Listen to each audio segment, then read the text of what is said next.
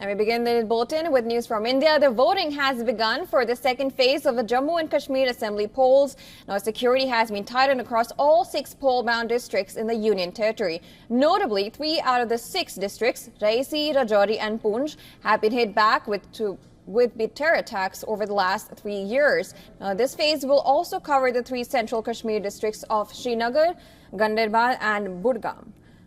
The second phase will decide the fate of 239 candidates across 26 assembly constituencies, with prominent figures like former Chief Minister Omar Abdullah and Jammu and Kashmir BJP Chief Ravindra Raina among the key contenders. A total of 3,502 polling stations have been set up in the poll-bound constituencies. There are more than 2.5 million eligible voters in the penultimate phase of the 3-phase assembly elections. An estimated 61.38% of the electorate cast their ballots in the first phase of the polling on September 18th.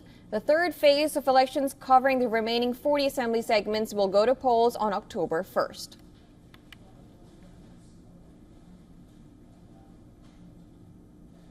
Our special correspondent Drislon is joining us live from Jammu Kashmir Stadium in Srinagar.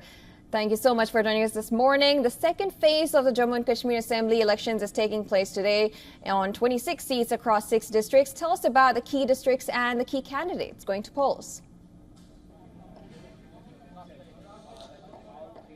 Well, Jyotsna, right now I'm not in Srinagar. I'm in the Budgam district of Jammu and Kashmir, where I can show you that people have started coming out in good numbers. It's really early morning. It's a little chilly here. You can see people wearing jackets, but despite that, they have come here in good numbers to cast their vote. Around 25 lakh voters today will be deciding the fate of around 239 candidates who are in the fray. And what is interesting in this phase of the election is that the top leadership of majorly all political parties, which includes the former Chief Minister of Jammu and Kashmir, Omar Abdullah, Congress's State President Tariq Hamid Kara, BJP State President Ravindra Raina, from PDP there is Saeed Agha Muntazir, and the Apni Party Chief Altaf Bukhari. So all the top leaders of major political parties will be in contest today. Security remains one of the major concerns all over 4 districts where the election is to happen in the Kashmir region. We are right now in the Budgam district. As you can see, the number of police personnel as well as the paramilitary forces all across in every polling station has been increased. There is a 3-tier security system in place, especially in the areas which are volatile.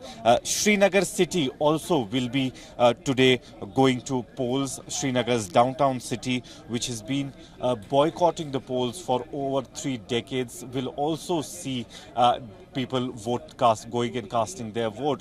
However, in the parliamentary elections, we saw that the record-breaking number of people actually came out and casted their vote, and same is expected today, that Srinagar would also vote in huge numbers. Right, you're in Budgam now. These are one of these hill districts, as you said, that are prone to more terror attacks. Tell us about the other places where security has been tightened in these districts.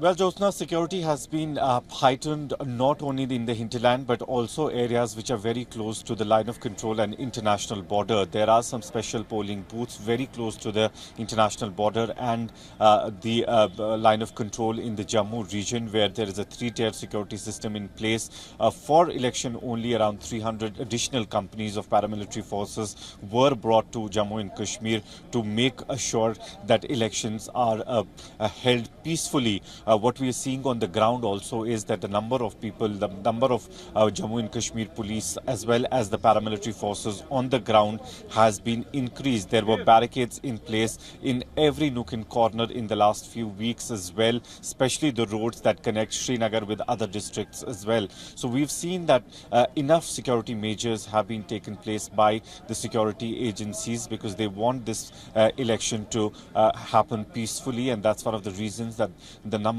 of police and paramilitary personnel on the ground were increased.